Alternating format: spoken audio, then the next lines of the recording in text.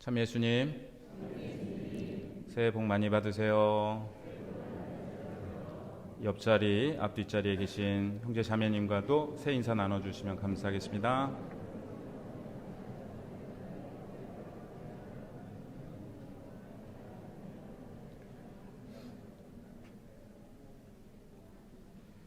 다른 지역에 계시다가 부모님 뵈러 오신 분들도 계시지요? 네, 모두 환영합니다. 요즘 충청도 화법이라는 것이 유행하는데요. 혹시 들어보셨어요?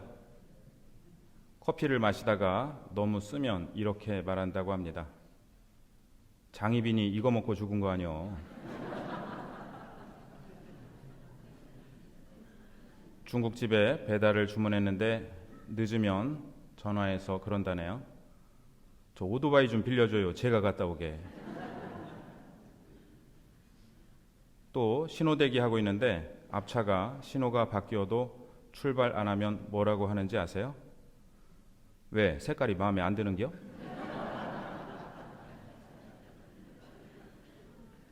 사람을 기다리다가 하도 안 오니까 6살짜리 아이가 이러다가 7살 되겠네 했다는 이야기도 있습니다. 이제 설이 되어 1살 더 드셨나요? 요즘 나이 먹는 날이 생일이라고 하기도 하고 1월 1일이라고 하기도 하지만 어렸을 때는 설날에 떡국 먹고 나이 1살 더 먹는다는 이야기를 많이 했습니다. 그렇죠? 어릴 때는 나이 1살 먹는 게 참 좋았는데 빨리 어른이 되고 싶었는데 어른이 되니까 시간이 좀 천천히 갔으면 좋겠다는 생각이 들더니 이제는 나이 먹는 게 별로 안 좋네요.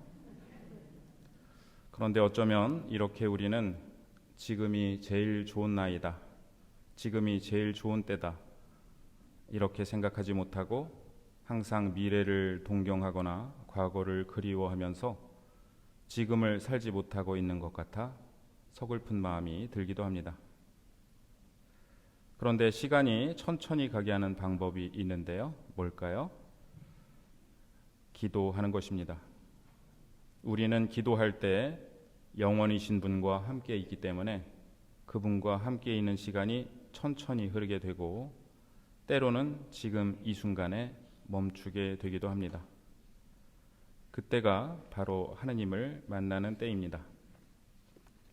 오늘 복음에서 예수님께서는 깨어 있으라고 하시며 혼인잔치에서 돌아오는 주인이 도착하여 문을 두드리면 곧바로 열어주려고 기다리는 사람처럼 되라고 말씀하십니다.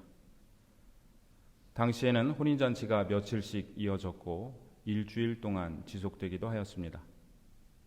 그러니 주인이 혼인잔치에 가면 언제 돌아올지 몰라 종은 준비하고 있어야 했는데 주인은 그때를 대비하여 깨어 있으라고 하십니다.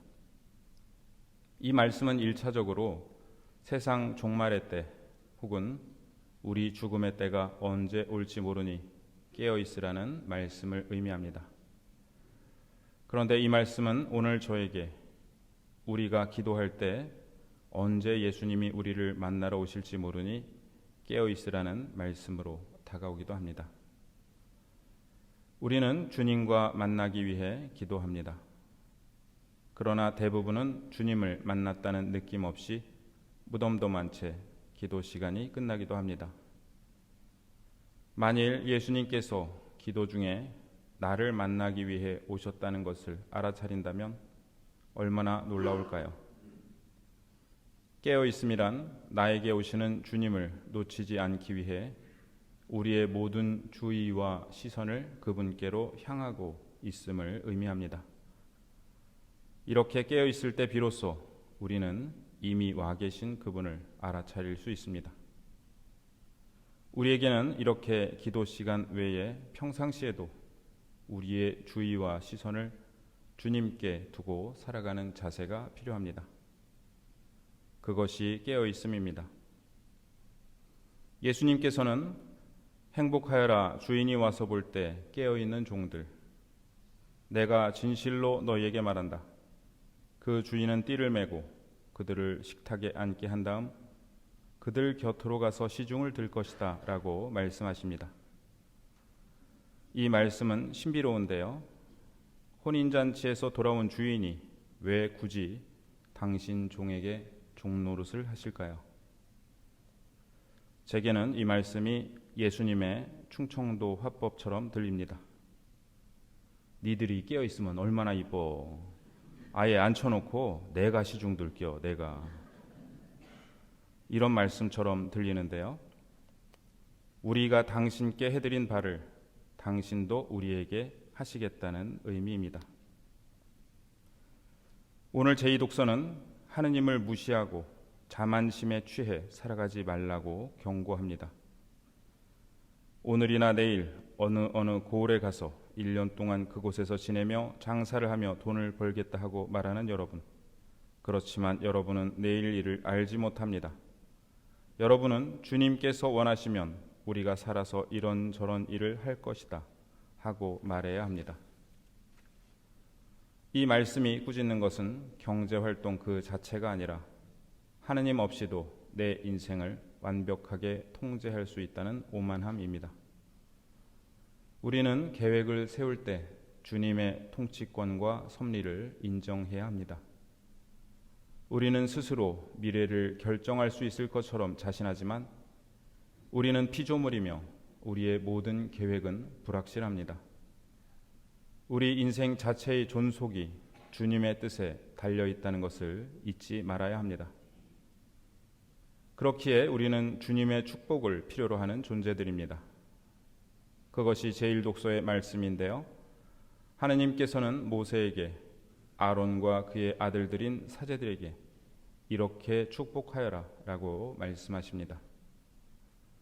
첫째, 주님께서 그대에게 복을 내리시고 그대를 지켜주시리라. 하느님께서 우리에게 선을 베푸시고 모든 해로운 것으로부터 지켜주심으로써 보살피고 보호해 주시라는 축복입니다. 둘째, 주님께서 그대에게 당신 얼굴을 비추시고 그대에게 은혜를 베푸시리라. 이는 하느님께서 우리에게 자비와 은혜를 베풀어 주시기를 청하는 축복입니다. 셋째, 주님께서 그대에게 당신 얼굴을 들어 보이시고 그대에게 평화를 베푸시리라. 이는 하느님께서 우리를 호의로 바라보시고 우리에게 건강과 우정과 안녕을 포함하는 평화를 주시라는 축복입니다. 우리는 미사 중 평화 인사 때에 평화를 빕니다 라며 이 축복을 빌어주고 있습니다. 오늘 미사 마지막에는 민수기의 이 말씀으로 장엄 강복을 드리게 될 것입니다. 이 축복이 우리뿐만 아니라 오늘 우리가 미사를 드리며 기억하는 모든 영혼들, 사랑하는 우리 부모님과 가족과 친지들에게도 전해지기를 기도드립니다.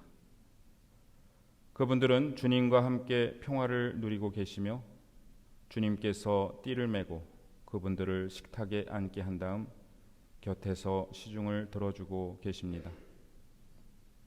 오늘 복음의 첫머리에서 예수님께서는 너희는 허리에 띠를 메고 등불을 켜놓고 있어라 라고 말씀하십니다.